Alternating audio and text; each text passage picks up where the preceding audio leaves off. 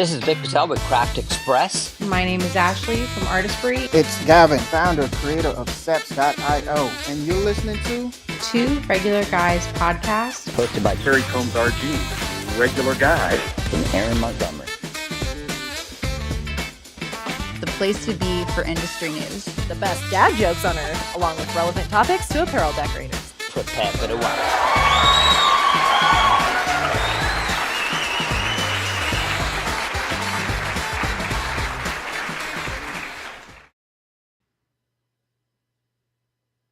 All right, welcome into the show. It is Friday, March 13th, Friday the 13th again, 2026. I'm Terry Combs. You can find me at terrycombs.com. And I'm Aaron Montgomery from Super Gamut and our Success Group. And this week, Terry, you and I get to have a conversation about the real life, everyday uses that we're hearing for AI in our business. And before we start, we have to say all hail Skynet, just to be sure that we're keeping safe, right? Like for when the machines take over. That's right. That's right. But yeah, make sure you stick around for the secret sauce today. Eric will discuss the best practices when preparing an embroidery job from interview to approval. This is how we get from concept to stitches without customer confusion. So always a good idea, and I'm sure applicable to all of us decorators, no matter what we're doing out there. Yeah, I think you can. Yeah, regardless of whether you're an embroiderer or not, you'll see that in the sauce. But Eric always shares such great foundational, fundamental concepts too. That even though I'm not an embroiderer, I love listening to Eric, and I learn from him each time I get to hear from him. So excited about getting him back into the sauce here today. Exactly. It'll be good stuff. Wait, getting Eric back into the sauce, that sounds weird. It does sound weird, but we'll let people figure that out for themselves. Awesome. Well, so Terry, we've got our good friend that feels like we just saw her. Oh yeah, because we did. We had an awesome episode with her. Learned so much about what they learned from the sustainability report and whatnot last week. So we've got her back to share the news. Teresa Hegel from ASI. So are you ready for that, let's Terry? hear the news. Yeah, let's do it.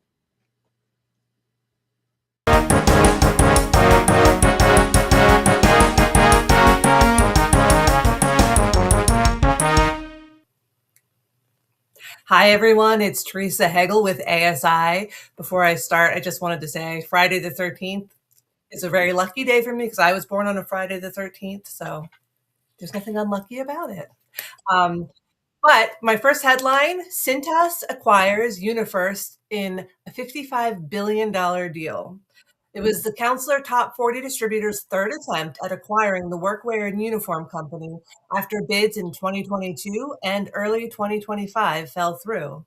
The deal includes a reverse termination fee to protect UniFirst if regulators block the merger. This is Cintas's largest acquisition to date, and CEO Todd Schneider said this agreement marks a critical step in realizing substantial value for shareholders and customers. Next up, we have Dale Denham named Chief Information Officer at I Promote You. The industry veteran has held leadership roles at Extendtech, PPAI, Geiger, and ASI. I think most people probably remember him for his stint as the CEO and president of PPAI.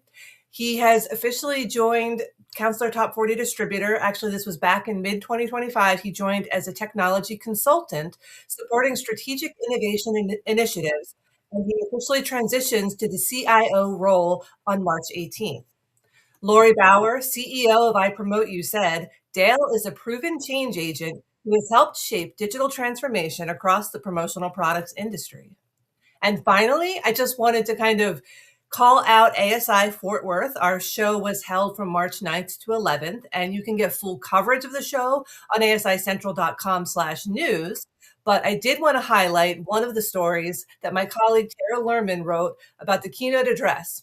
Nick Friedman, co-founder of College Hunks Hauling Junk and Moving, which is kind of a great name, he urged distributors to act like trusted experts by recommending clear solutions rather than just presenting product options. He emphasized that standout service, reliability, and reputation drive repeat business and brand loyalty. He also stressed that long-term success comes from taking risks, systemizing operations, and consistently taking action. So there were plenty of other noteworthy nuggets in that story and the rest of our coverage. So I encourage you to head over to our website and take a look. Thank you guys so much.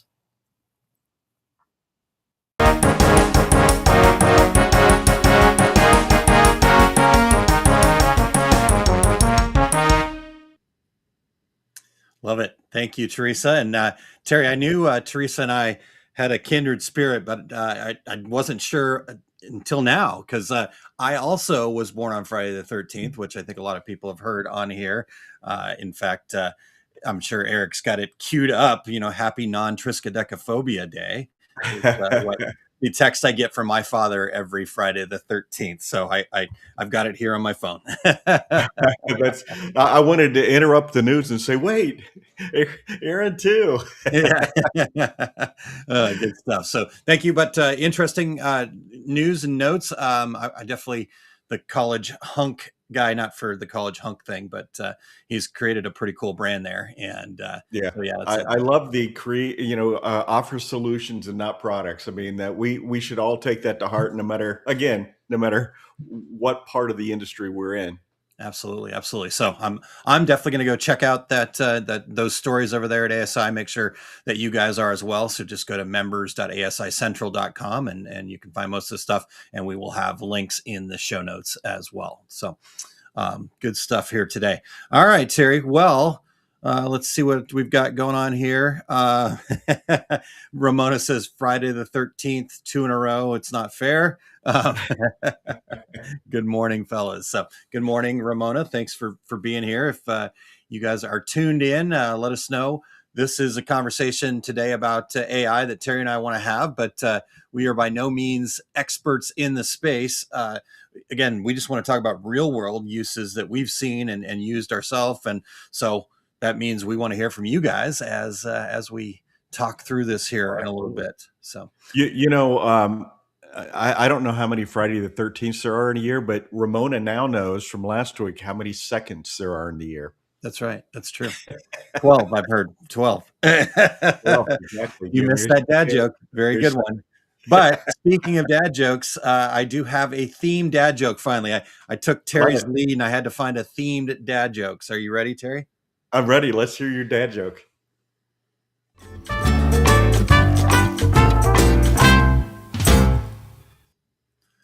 So, Terry, as you know, it is Friday the 13th, and I just had this really horrible dream last night. Oh, no. Horrible dream. Yeah. I was dreaming that a horse in armor was chasing me. It was a total nightmare. For our podcast listeners, night, K-N-I-G-H-T, mare, horse. So, Eric, full head shake. Everything is going on. So, I like it.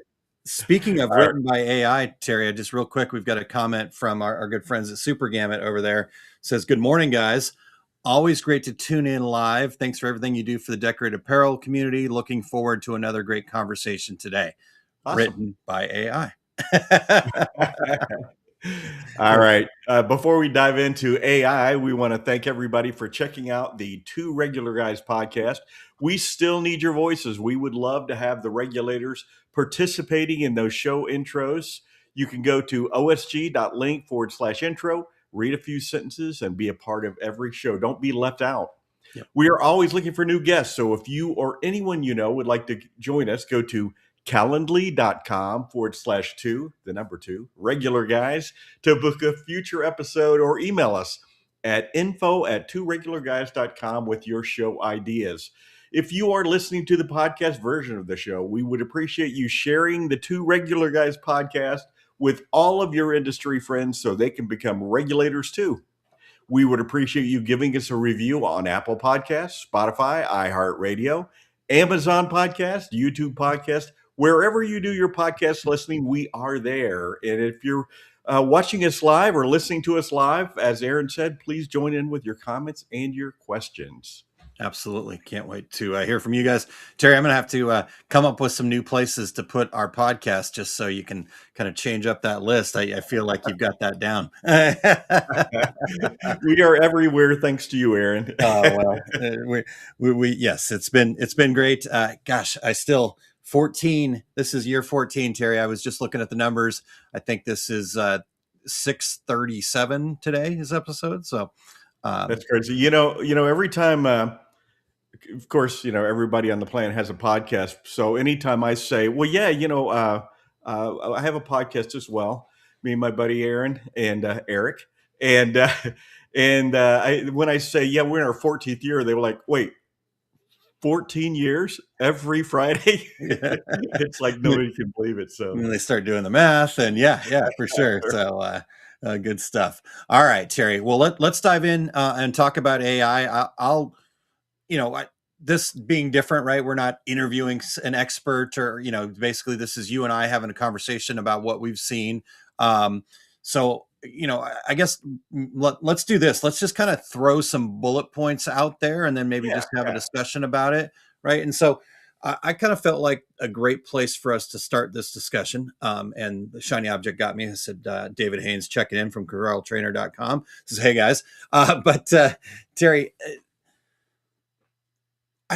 when we think about AI, right? Like I get to deal with a lot of small businesses day in and day out. And so I really want to kind of tackle between you and I here where AI might fit into our worlds, right? Like we're on press, we're making the shirts, right? We're answering emails, we're sending out price quotes. We know we need to write an SOP, a standard operating procedure. There's this overwhelming feeling. And I think that's where a lot of people then do look to AI a little bit. But what's your take on where AI might fit in? Well, I think that a lot of people are still overwhelmed by the idea. But, back to, can I repeat a story that I've told a few times? We're not going to be able to stop you if we said no. Right, exactly. Well, Eric has the power of the mic, so true, valid. Okay, but we'll allow it. No repeat stories. No, it's so. This is a human type thing, but back when I was taking a class on basically being more productive with your day. And realized, and I brought this up a few weeks ago, realized I was spending 60% of my day scheduling production.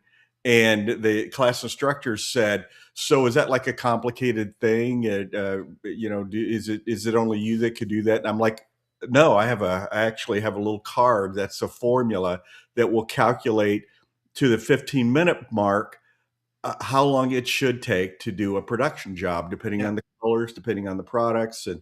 And she said, it's all on an index card. And I'm like, yeah, couldn't you have someone else do that then? And it was that, oh my gosh, yeah, I could have someone else do that.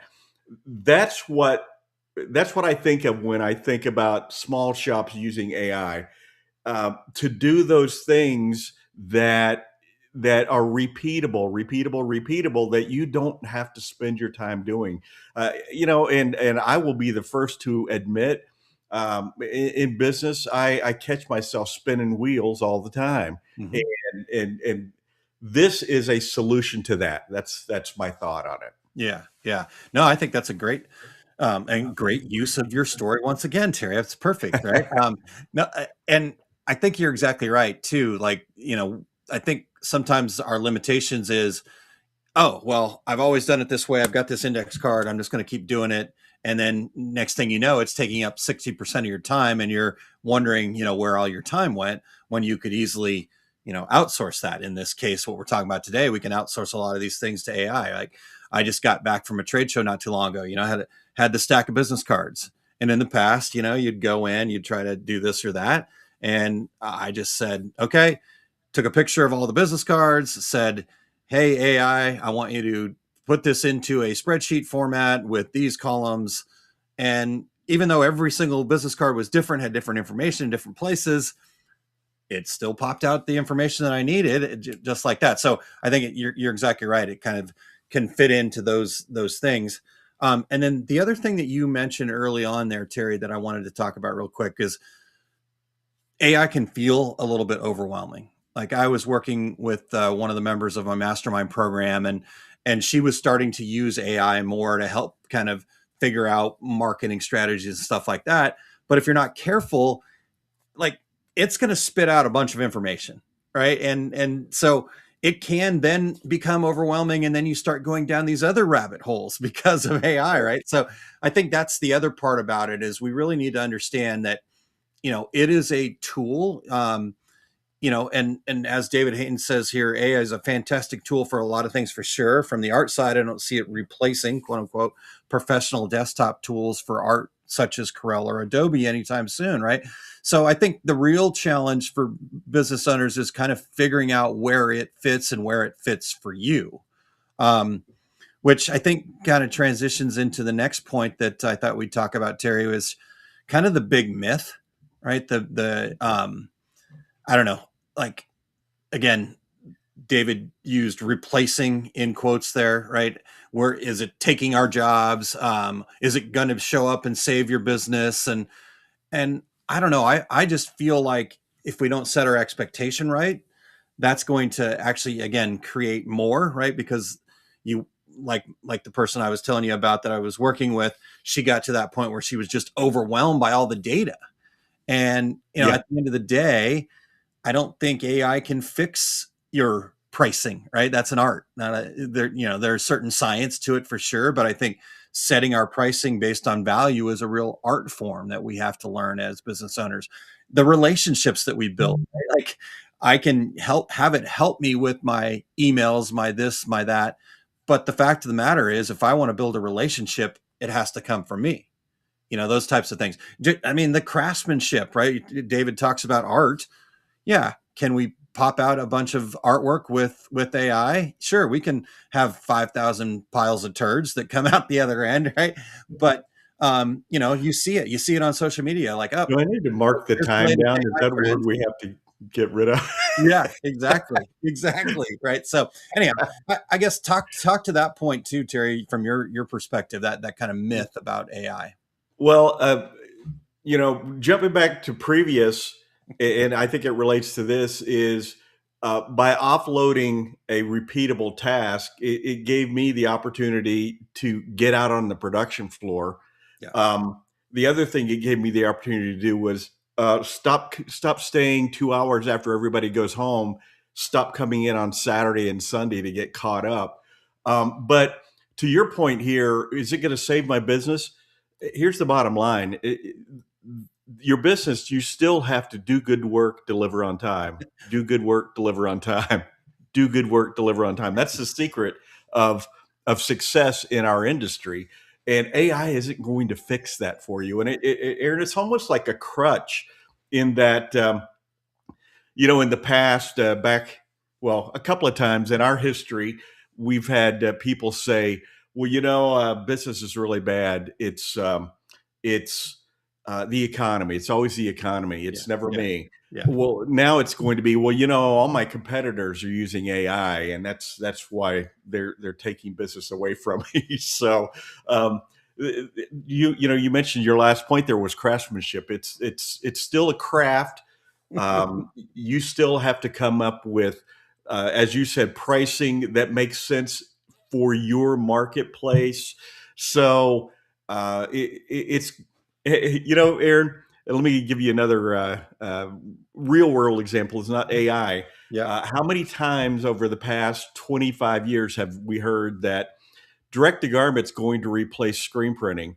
Direct to film is going to replace screen printing. White toner is going to replace screen printing. Well, guess what? Screen printing is still here. All those other things are valuable, but they're tools just like this. This is just another tool that's going to help us be more efficient. And that's the promise of AI. Yeah, I agree. And David Haynes says, "Can AI fix the Arizona Cardinals, Terry? Pretty please, right?" And unfortunately, yes, AI is not going to fix bad culture, bad management, right? Like, Right, and we right, think about that in our businesses too, right? Like AI is not going to fix, again, bad processes, but it, like in fact, I've seen where AI can actually make it worse because it takes the human element out of it, right? right. And so I think you're hitting the nail on the head there, even though you're, and I think this is what's cool about this whole idea, and why I'm excited to talk about this, Terry, is we're talking about AI, but the reality is it's all the same kinds of challenges at different levels, right? And so Right. we're like you said, it's just another tool in the tool belt. And so that, like you said, becomes kind of the real promise. And I think the promise is it helps us organize messy thinking, and it helps us, ideate, and gives us a lot of that. Like, still to this day, I think this is what unlocked AI for me. And I don't know why this is, and maybe nobody else resonates with this, but I was using AI, but really just kind of like asking it really rudimentary stuff and kind of generalistic stuff, like, help me figure out what to make for dinner tonight.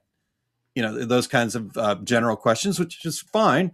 It will give you some ideas and things like that. But then somebody said, well, why don't you take a picture of what's in your refrigerator and then ask it to tell you what to make for dinner? I love And it. my mind went, poof. I'm like, what? And I'm like, okay, no way. And I did. And it like gave me specific things. Well, I see you have this, this, and this in your refrigerator. Here's what you can make in 15 minutes that your kids would like to. I'm like, oh my gosh, right? That was, so I think that's that was the unlock for me. So, I think that it's almost like AI is sitting in the other room going, "Oh my gosh, I could do so much more for you than this." And that's probably true. No, that's hilarious. Good point. And then Jerry, I don't know if this was AI generated or not, but has some ideas for you and David, Terry, for how to fix the Cardinals. Is just send them back to St. Louis. Um, I'm cool. yeah, you're fine with that. Send them. All right. No, you can keep them. I'm good with that.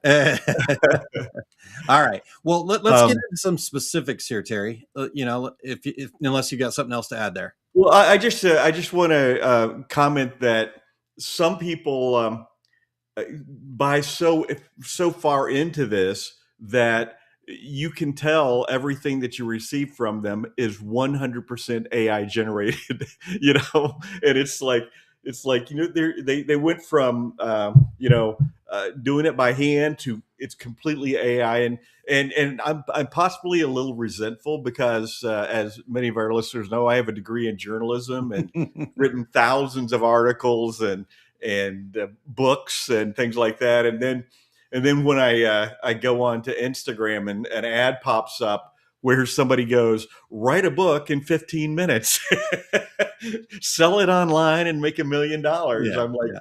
oh, really? Because I usually spend a couple of years writing a book, Aaron. You Yeah. know what I'm saying? Yeah. Absolutely. Yeah. Well, again, I think even though we're talking AI and this new kind of technology, I think all the old ideas are still true. Garbage in, garbage out, and Yeah, and that. and you use AI much more than I do. I've got a toe in the water, and it is very cool stuff. And it's if you aren't doing anything in AI, I think you'll be pretty amazed. And it's like getting a new toy as a kid. It's like you can't get enough of it. Absolutely. Absolutely. Yeah, there you go. Garbage in, garbage out. Thank you, Eric, for helping us with that. Apple AI makes promises, not. I love it. All right. So, like I said, Terry, I want to talk a little specifics, but I think we're kind of in this same realm here. Um, we're talking about what AI can do for us, and it is, I think, digging deeper. But I want to hit these next kind of 3 bullet points together, if that Okay. works, Terry.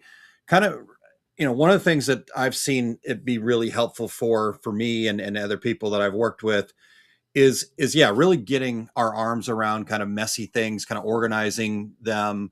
SOPs are the more I kind of move my business forward, the more I realize that systems are so important, and so an SOP, a standard operating procedure, is kind of that fancy term for why don't you just document, right? Because even if I'm a solopreneur, Terry, I still need these things documented because I don't have to, if I have to like store it all up here all the time, I never give my brain a moment off, right? Like if I Right. can just sit there and not think about, pressing or printing or whatever it is that I'm doing for 30 minutes, what a break that is. But if I have to remember, okay, what's the step here? Oh shoot, let me go look that up again. And, you know, I never get a chance to turn my brain off. So I think, kind of that idea and then more of the, who's creating the process, you or AI. So those are kind of the 3 points. Any particular place you want to dive in there?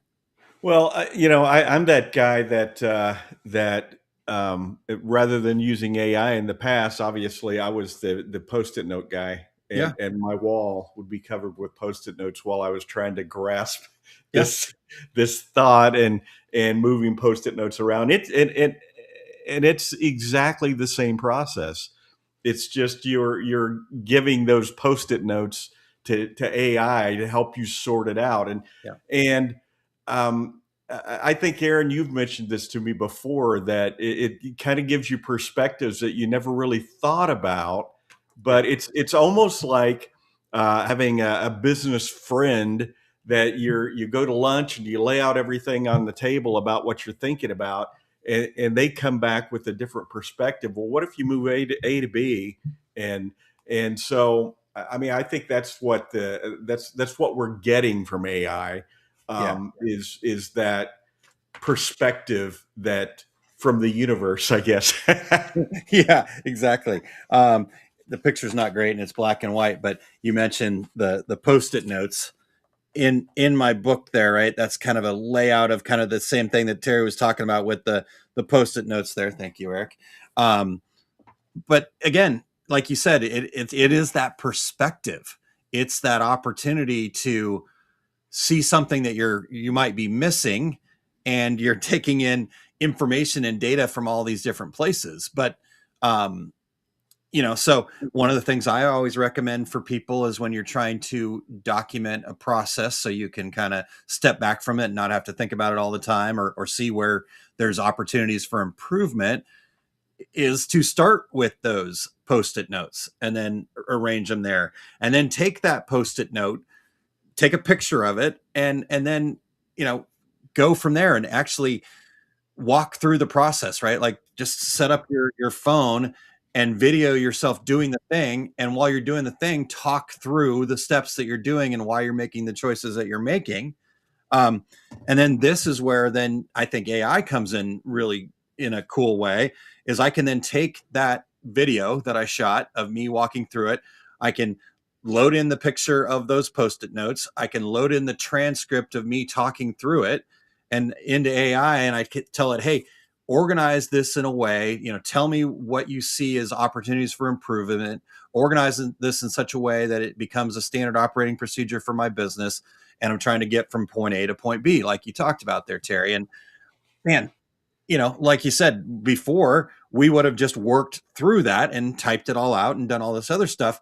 But for me now, I let AI do all the typing, and then I can refine it and make it mine. Right. So Yeah, just talk and about that. Aaron, if in 5 years ago you came up with the most perfect process for your particular production situation, maybe you have AI review that, because things change, and again, how many times have I talked about going into a shop when somebody said, "Well, this is the way we do that," and when you ask them why, I don't I know. don't That's know.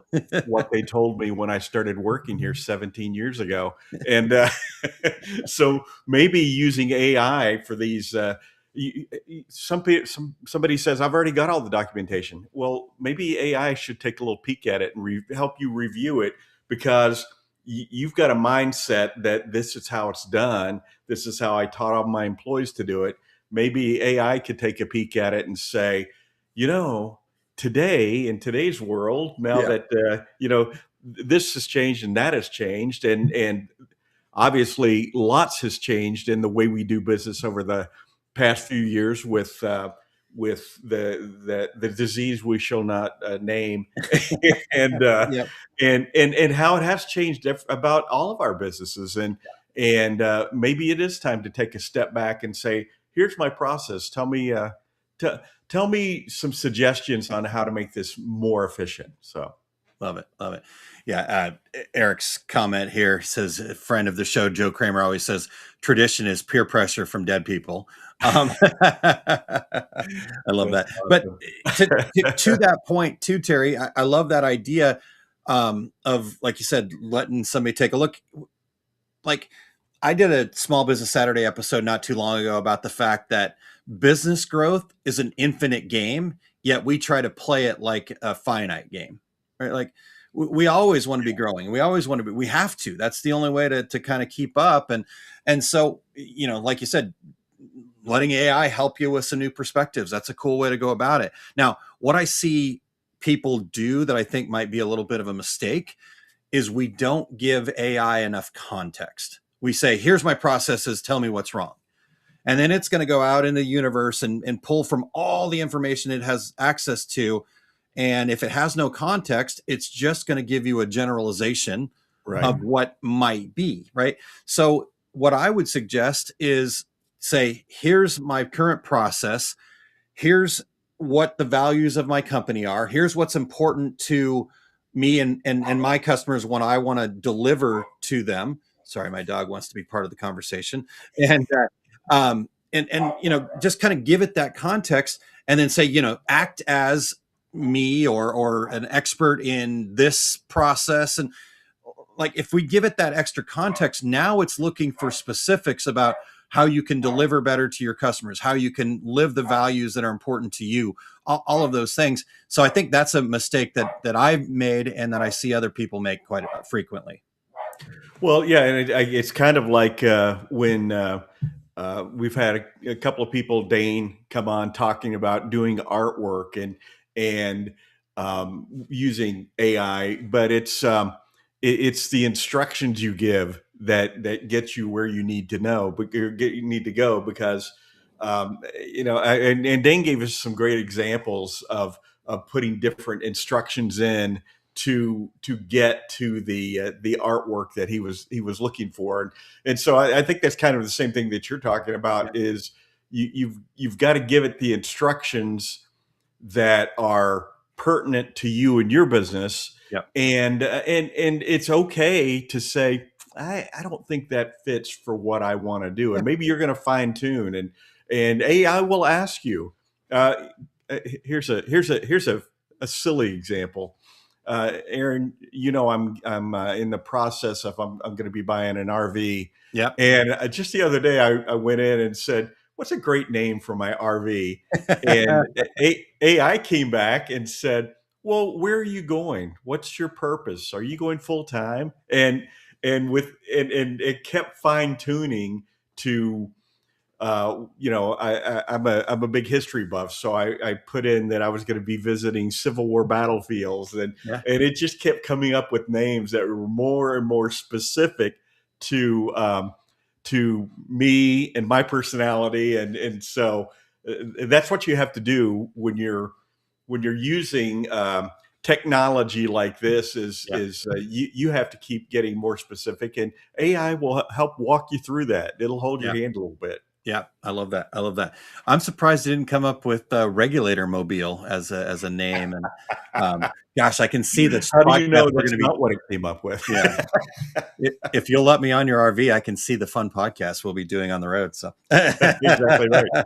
It'll be Studio RV. There we go. We'll deck it out with all the good stuff. All right. Well, Terry, we're going to take a break here in just one quick second, but I think just kind of to wrap this up from what we've been talking about, right? Like, just the kind of philosophical idea here that I hope people got from this is, you guys still create the system, right? You guys still create the process, but AI is really there, like you mentioned at the very start of this, just as a tool.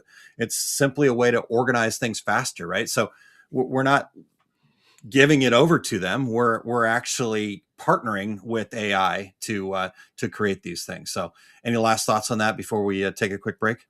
No, I think that that is the takeaway. This is just another tool. You still got to slap ink on a shirt. You still got to put thread through the through a shirt and use the proper backing, right, Eric? I Not a thought it paper was coffee filters. Oh, sorry. Nope. He's going to mute my microphone. I better not. All right.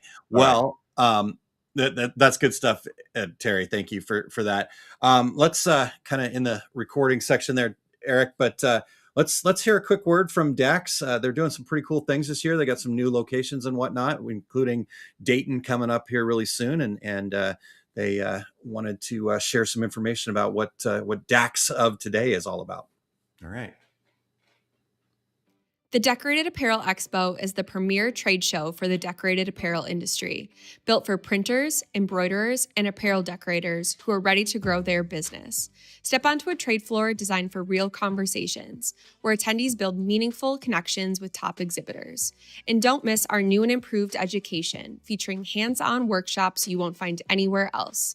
Join us at upcoming shows in Dayton, Chicago, Tampa, Nashville, and the Twin Cities. Register now for free at www.dacshow.com.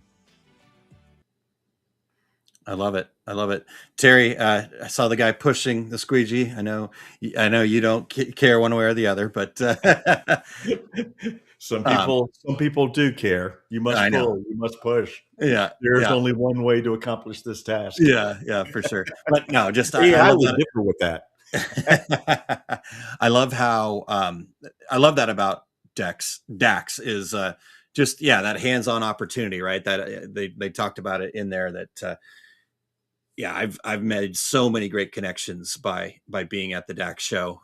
David Haynes from Curl Trainer says we heart decorated apparel expo shows. Yeah, they're a big supporter of the show. In fact, they're bringing us coffee. They're keeping us caffeinated there. So you just come get their coffee, right? You know what? Someone just mentioned that to me the other day that those guys were the coffee sponsors. Sponsors, yes.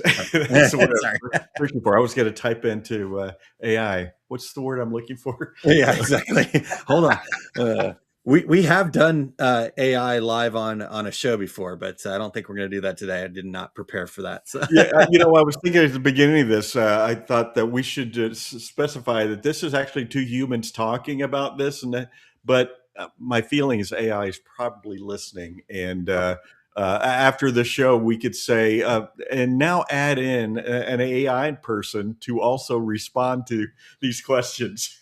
Yep, for sure. All right, Terry. Well, I want to keep hitting on some nuts and bolts things that you and I have come across and kind of uses that we see for it. So, not necessarily lightning round, but I want to just kind of throw four. Let's go five. I'm going to throw 5 points in front of us here to kind of to touch on, and you can go wherever, and we can kind of talk about it. But clarity. Regarding customer questions would be one of the topics. Kind of operational pricing analysis support. The one that most people are using AI for is marketing. Kind of customer requests. I guess that kind of melds into that first point, but similar. And then just miscommunication too, I think is another area that AI can help us with. So, kind of pre-customer questions, you're getting the same questions over and over again, knowing your numbers, pricing, marketing, customer requests post right after you've taken the sale, and then miscommunications happening either internally or externally in your company. So any one of those 5 topics stand out for you that you want to start talking about? Probably within the last 6 months, I was looking for some information on some equipment from another company, and clearly AI was answering all the questions.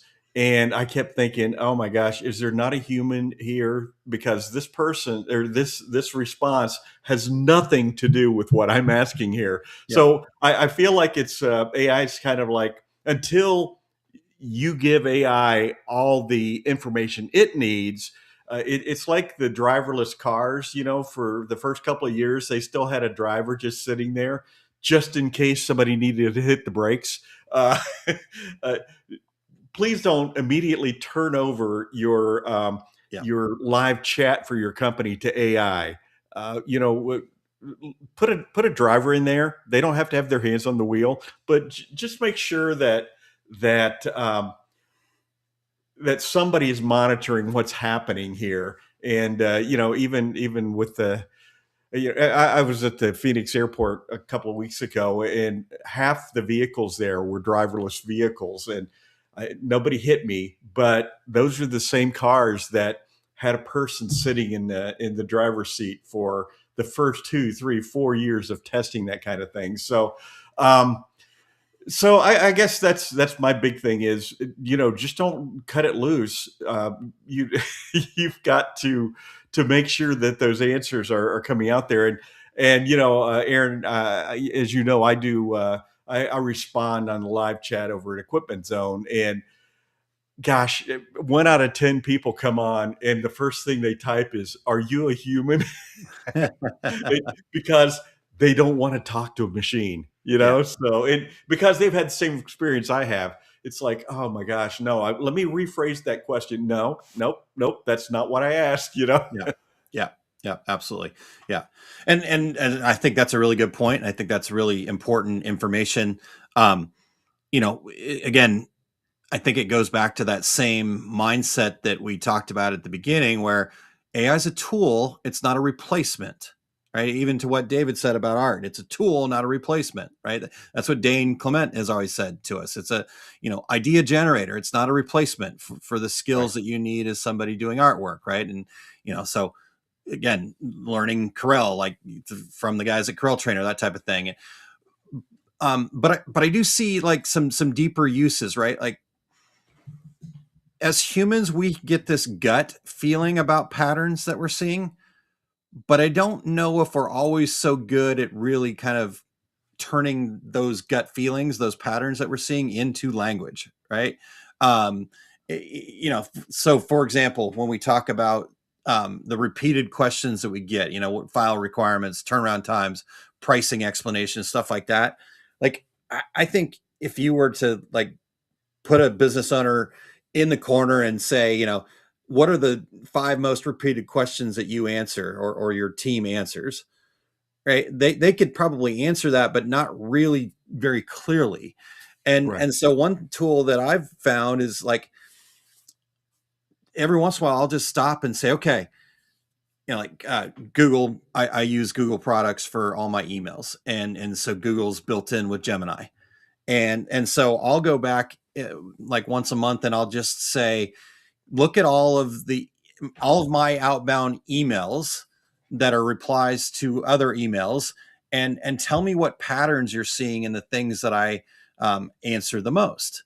And what that does for me is it really gives me an understanding of where I'm not clear right away, or where can I better improve my response to that, right? So kind of clear up the explanation.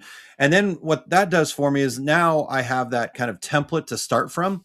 Again, like Terry was talking about, I'm not turning over the responses to the computer. But then now I have a template to where the general information is all going to be the same. So it's consistent and whatnot. And then I can tune it towards who that person is, or my understanding that relationship that I'm trying to build there. So does that make sense, Terry? Yeah, 100%. And something that you said that really made my wheel spin is when you're talking about that gut feeling. And the thing that popped into my head was trade shows, and sitting around talking about what trade shows we're going to do next year, and just having someone go, well, that's not a good show. And me thinking, well, wait a minute, I did really well at that show. Why do you think it's not a good show? I could see building in AI an analysis of every trade show, what it costs to do the show, the drayage and flights and what we generated from the show, and maybe some kind of analysis of future contacts that came from the show. But it's so many people, and you hear it, Aaron, having conversations with people about trade shows, and the Long Beach show is a good example. You and I were talking about this, Eric, a while back, about one person said, "Oh man, that was an awesome show," and another person said, "Oh man, it's just not what it used to be," and it's all gut feeling. And for me, when that all those comments about the this show's good and this show's bad, myself and my former colleague Jeff Morgenthaler started building spreadsheets of actual sales that were made from the show, and everybody that once we presented it, everybody was like, "Oh gosh, I had no idea." Yeah. They had their gut feeling about standing there going, "Wow, on Saturday the aisle sure was empty. Yeah. Therefore, not a good show." So anyway, a great tool for somebody who does a lot of trade shows, I would think. Yeah, no, I love that. That's a great idea. And I think it boils down to like finding some balance there, right? Too, right? Because even before AI, right? Like you said, people were doing analysis. I did that when I was with Coastal, where, okay, how many leads do we get versus what the cost was? And, those were good talking points and good things to kind of be looking at. But I don't know if that was always the best way to make the final decision, right? You still had to go, okay, well, what are the intangible things that I can't measure on a spreadsheet of just being there, being seen, being known, being able to tell your story in your way. I think when companies are not at these shows, the rumor mills start flying and you start going, oh, what's happening to them, right? And sometimes it's true. I'm right? one of those people Yeah. saying to people, "Did you notice so and so's not here at this show?" Just curious. Just curious, right? And and again, our guts are telling us something is off or something seems different. And so, but I think you're right. Bring in some real data to it, and then allow AI to look at that, right? Like what I would do is take that spreadsheet that you and Jeff had made, throw it in there, ask it about it, but then tell AI to say, but help me look at this from the intangible perspective as well. What are some of the potential reasons why I want to be there, even if there isn't leads, and vice versa? Even if I made a lot of sales, what was the kind of non-monetary expense, right? And Yeah. so I think that kind of talks to what we talked about earlier as well, where it's about that input, right? Because Aaron, there was a time where one of the factors that you and I would use for the success of a trade show was how much fun we had. absolutely. Were there good chicken wings where we could get Exactly to them right. easily, right? I mean, Atlantic City really took a hit when Planet Hollywood went out of business. Exactly right. Oh, you guys are back. It was a year ago. You remember? All right. Well, let's start wrapping this up there. I think we've covered a lot of really good ground here, Terry. But I did want to just kind of clear up again. I think maybe we've hit this and we're starting to get to that point of beating a dead horse. But my hope when we decided we were going to talk about this, Terry, was to really help people see why it's so crucial to, you talked about like with the naming of the RV, right? Where you kept going down the road, right? Like, I see this a lot where people just, again, throw this general thing at it. They get this general information back and they go, I don't know, or they go with it as is and it doesn't really work, right? So it is about context, and I think our jobs as the human input side of this is not so much the data that it is the data that we're putting in, but not like, again, just throw something at it. Our job is to interact and give it the context to be able to get the information out of it, right? So it's kind of thinking about it as a partner, not the final draft. So can you speak to that, Terry, as we close this out? Well, yeah, I think that like many things that over the years, this is a new opportunity, almost like hiring a new employee for free, who comes to you with tons of business insight, and it's just another opportunity for us to make our businesses better, to make our processes better, and we should all be taking advantage of it. Yeah, agreed. All right. I think we've covered all the points that I was hoping to cover. I did want to leave people with one very practical use here. That's kind of my Very nice. little bonus secret sauce here for everybody that's stuck it out. All right. You know that email that you want to send to whoever that you're upset with, the angry email, the truth that you want to speak back to that customer that's pissing you off? Here's the use. Write it exactly how you want to write it. Get it all out. Use the curse words, whatever it is that you need, and then give it to AI and say, can you convert this into a response that is customer focused, whatever, right? Give it the context of what you're trying to do. Because sometimes I'll give it something like that, and then it kind of brings me back something where it's like, no. I still want to make sure we get the point across that we're not doing that and that their thing's not going to work, but do it in a way that, removes the the profanity. So that's been one of my favorite uses, and it's very helpful. I'm going to go back and review the last email you sent me here real quick. Yeah. Can you read between the lines, Terry? Awesome. Well, I think it's been a good conversation on AI, and I think it's a conversation that's going around the industry, and people are having that conversation with each other and at trade shows and things, and so hopefully brought a little clarity to it. Agreed. I agree. Well, thanks for taking that time with me, Terry. I always enjoy, and I love how you bring back real life and things that are not AI, and see how it's all the same things that we've been dealing with for 30, 40, 50 years, right? So Exactly. good stuff, Terry. All right. Well, Not 50 yet. not 50 yet. Yeah, we're getting there. I love the experience. You're a veteran, Terry. That's Veteran is the right word. All right. All right. Well, what's coming up for you, sir? I mentioned last week that I'm going to give the dates for my the rest of the year for my complete screen printing business course at Atlas Screen Supply in Chicago. Those dates are going to be June 6th and 7th, August 22nd and 23rd, November 7th through 8th. Equipment Zone will be at Atlantic City here in about a week and a half, March 26th through 28th. I will not be at the booth, but come by and say hello, and watch for all my upcoming events at terrycombs.com. How about you, Aaron?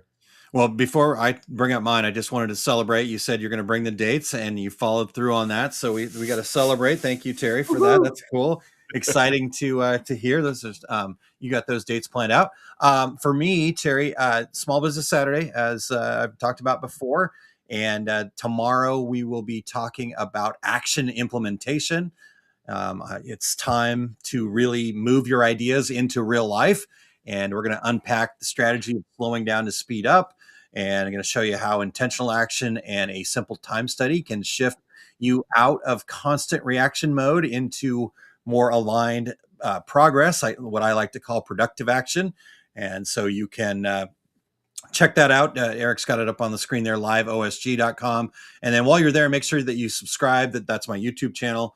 And I'm really proud of the content that I've got over there. Lots of great business mindset topics and tips. And so check that out and make sure that you're subscribed. And then you can tune in live tomorrow at noon Central Time for that episode and to be part of the conversation like our regulators do here. And then for me, actually out in the road, IRL, as the kids call it, in real life, you can see me at the DAX Dayton, Ohio show, April 24th and 25th. I get the fortune of sharing 2 classes and facilitating another one. So on Friday from 10:30 to 11:45 a.m., April 24th, I'll be teaching the myth of everyone is my customer and just sharing a kind of a clear vision of how do we figure out who we serve and how to attract more of the right customer. So that idea of niche or niche marketing, whichever you prefer. So I got a lot of really great feedback from that class in Kansas City. So hoping to see you guys there in Dayton as well. And then immediately afterwards, my class called Bye Bye Burnout on April 24th, and just talking about some strategies that I've learned to prevent burnout before it starts. and create some sustainable habits to keep your creativity and business thriving. So I'm excited to share that again. And then the next morning, I get to facilitate a discussion with Rob Super and Sean Stewart from Super Gamut. And we're going to be talking about DTF 101 from file to finished print, and really get into the nitty gritty of what actually matters. And so kind of most people want to focus in on, our printer, our this, or that.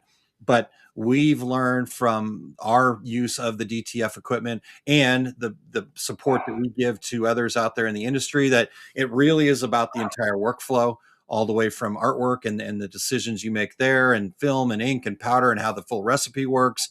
Just kind of highlighting kind of problems where we see them actually beginning. I think all too often people are, you've seen this for years in screen printing and other things, Terry, right? We want to put a Band-Aid on something, but it really, the root cause of it's something else. And so we give some really great tips for ways to reduce reprint, wasted time, and frustration mainly, right? Like, we just want people to be happy when they're using their equipment out there. So excited about that class. Again, very well received in Kansas City. So go over to daxshow.com and register and take advantage of the early bird pricing. So, all right. And then Eric, coming up here, not only is he going to deliver the secret sauce, this is truly an Education Friday. He's got Take Up episode 245 today, entitled Back to Basics, What Pro Embroiderers Need to Know.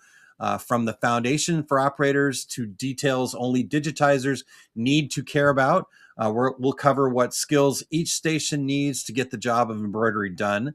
And they're going to talk about skill sets, tools, and what it means to create a path to mastery for yourself or for your employees when it comes to your embroidery business. So you can jump in and be part of that live conversation at 2:30 Mountain Time, 4:30 Eastern Time.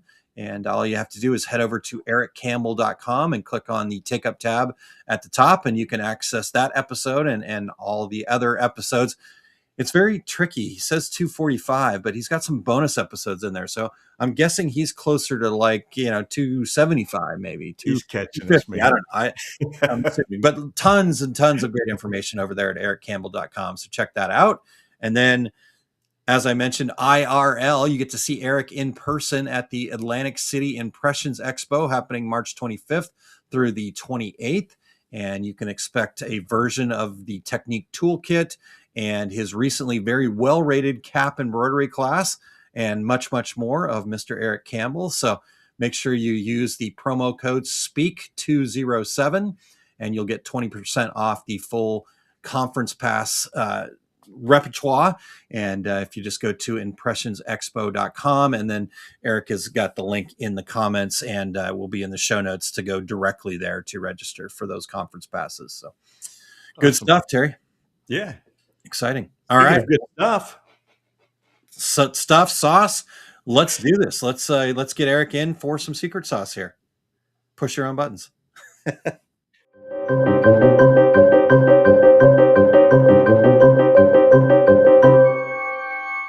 Welcome into the Secret Sauce on this Educational Friday, and today I'm going to talk about getting a design from concept to completion and doing it step by step.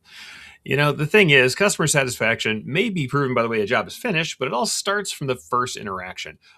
Doing digitizing and thus embroidery correctly means getting the critical initial stages right from the start. By following a proven process and maintaining careful consideration, you'll give every job and every design a solid foundation for success. This starts with the interview. A great design begins by defining the problem it is intended to solve. For us, great designs begin by defining the parameters of the job. Digitizers must consider the context of the design after they've gathered the requisite art files.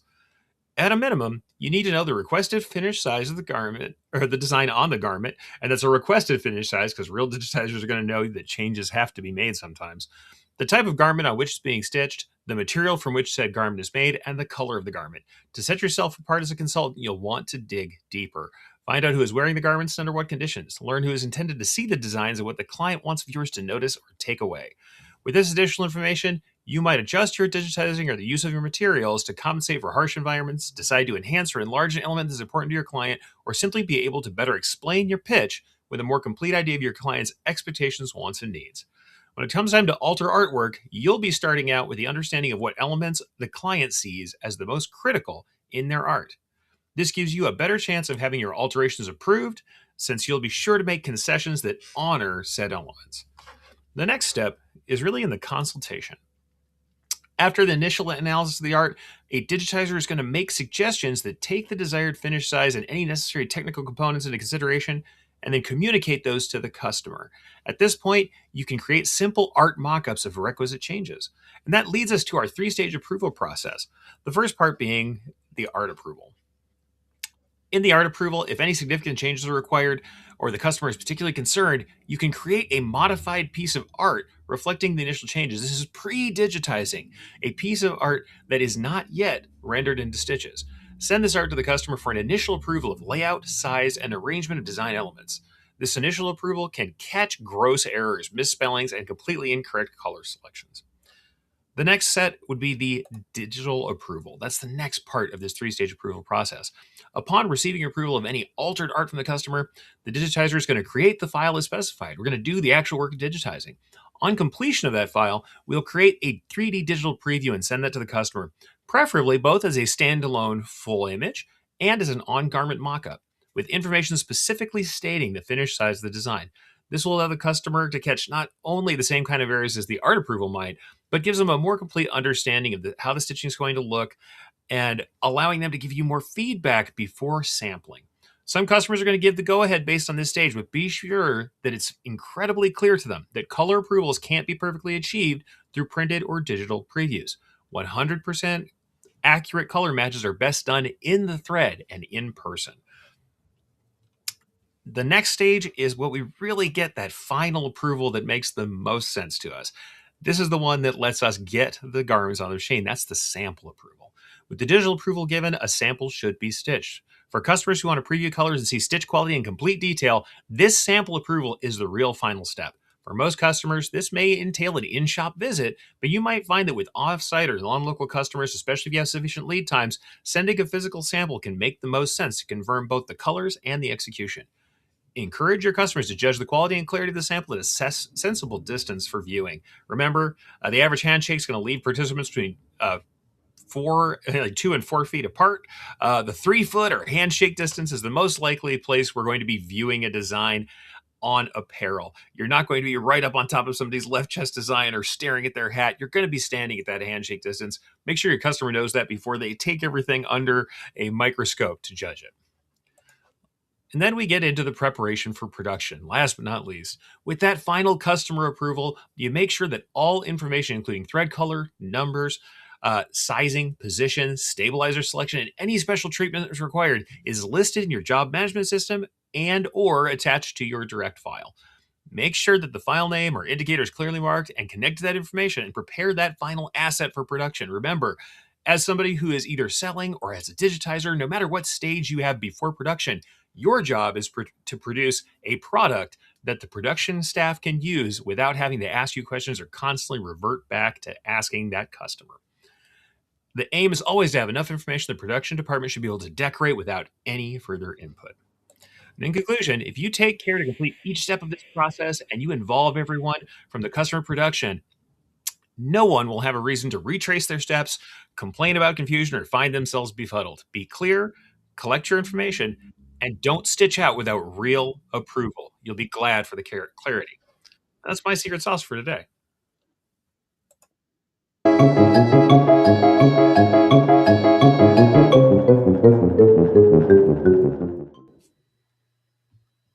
All right. All right. Yeah, I love the view a sample from handshake distance. That's brilliant. That's a great thing to tell a customer. Yeah. I mean, and that's what I love about Eric, right? Like these little details that are so crucially important. He sees it and has seen it over his years, and so the fact that he's willing to share that with us, appreciate that very much, Eric. Good job, and great to have you back on the sauce there, sir. Wait a second, that does sound odd, doesn't it? It's science. It is science. I figured that was coming. I love it. All right, Terry. Well, hey, good stuff. Thank you so much. And thanks to those regulators that were in the comments with us today and sharing their insight. And and thanks for sharing some good stories again, Terry. Thank you. You as well. And we want to thank Eric, our show producer, as we just said, for coming on live and doing Secret Sauce, and for all he does, pushing those buttons and turning those wheels. It's kind of like a DJ in a way, right? No. All right. Sorry about that, everybody. So Terry, thank you, Eric, for sure. But next week we got Stephanie Young. She's going to be joining us.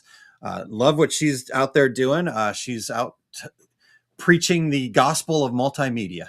And so she's going to bring that to us. Embroidery, vinyl, sublimation.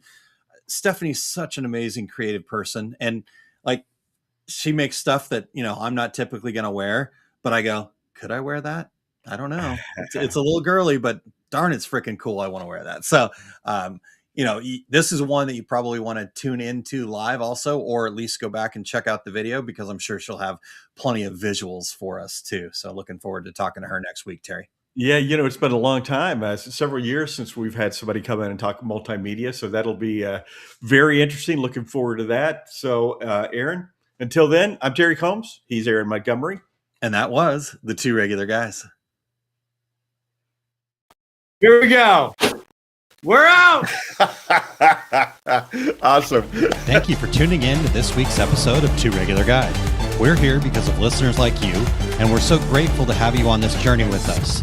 For more valuable insight, be sure to visit our website, 2regularguys.com, and join the conversation on our Facebook page. And hey, if you or someone you know has expertise, a unique perspective, or a story worth sharing, we'd love to have them as a guest on the show. Just reach out. Remember, success in this industry isn't just about the equipment you own or the techniques you've mastered. It's about the mindset you bring and the connections you build. Keep learning, stay curious, and don't be afraid to think differently. Keep pressing on, and we'll catch you on the next episode of the Two Regular Guys.